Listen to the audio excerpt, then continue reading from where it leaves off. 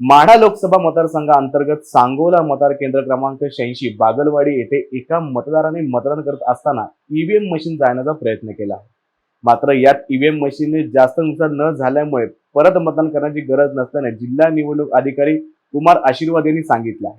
तसेच या मशीनवर केलेले मतदान रेकॉर्ड झाले असून कोणाच्याही मनात संभ्रम नको यासाठी ती मशीन बदलून नवीन मशीनवर मतदान प्रक्रिया सुरळीत केली आहे, याचा दावा आशीर्वाद यांनी केला आहे. नमस्कार, मी कुमार आशीर्वाद, जिल्हाधिकारी सोलापूर. आज सांगोला विधानसभा मतदार क्षेत्रामध्ये पोलिंग बूथ क्रमांक 86 बागलवाडीमध्ये घटना घडली आहे. त्यामध्ये एक मतदारने ईव्हीएम मशीनला पेटवण्याचा प्रयत्न केला आहे.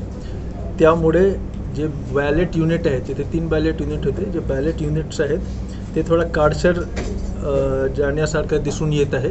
थोडा ते ब्लॅक झालेले आहेत, पण बॅलेट युनिट पण इंटॅक्ट आहे, कंट्रोल युनिट पण इंटॅक्ट आहे आणि व्हीव्हीपॅट मशीनसुद्धा इंटॅक्ट आहे. पोल प्रोसेसवर कुठल्याही प्रकारच्या यावर प्रादुर्भाव पडला नाही.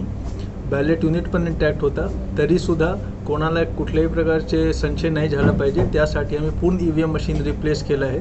नवीन ईव्हीएम मशीनवर आम्ही मॉक पोल केला आणि त्यानंतर तिथे ते नवीन ईव्हीएम मशीनवर प्रोसेस पण जे वोटिंग प्रोसेस आहे तो पण पुन्हा सुरू झाला. आता तिथे शांताने पोलिंग प्रोसेस सुरू आहे. जे ओरिजिनल ईव्हीएम मशीन होता त्याचे कंट्रोल युनिट इंटॅक्ट असल्यामुळे, त्याचे व्हीव्हीपॅट मशीन इंटॅक्ट असल्यामुळे जे वोट्स ऑलरेडी त्यामध्ये रेकॉर्डेड होते त्याला मी काउंटिंगच्या वेळी मोजणी पण करू शकतो. तर पोलिंग प्रोसेसवर कुठल्याही प्रकारचा प्रादुर्भाव नाही झाला आहे. तिथे रिपोल करण्याची कुठल्याही प्रकारची आवश्यकता नाही आहे. जे मतदारांनी ओरिजिनल ईव्हीएम मशीनवर त्यांचे मत दिला होता ते सर्व वोट्सचा रेकॉर्ड तो ईव्हीएम मशीनमध्ये आहे. कुठल्याही प्रकारचा प्रॉब्लेम नाही झाला आहे. करण्याचा प्रयत्न केला होता, त्याला पोलिसने ताब्यात घेतलं आहे आणि त्याच्यावर कायदेशीर कारवाई पण होईल.